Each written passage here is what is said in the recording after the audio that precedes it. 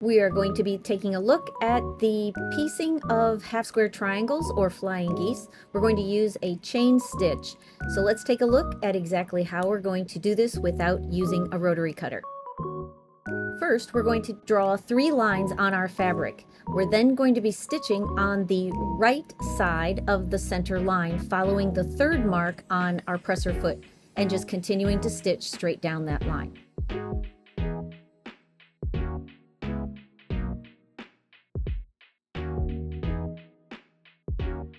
Next, we're going to engage the cutting blade.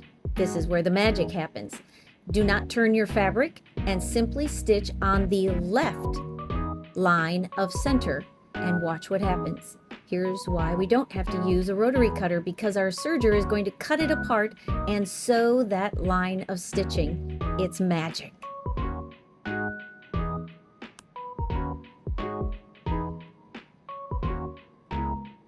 Now you have 2 half square triangles, and we'll piece it together in just a minute. First, remove the cover stitch table.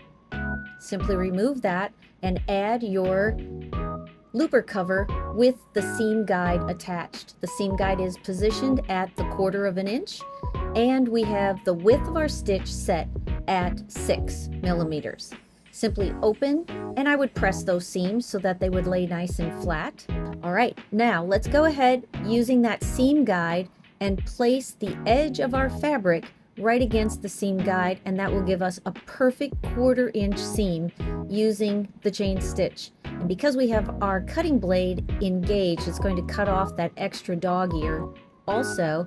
And watch, when we open this up, it will be magic, and you have perfect points.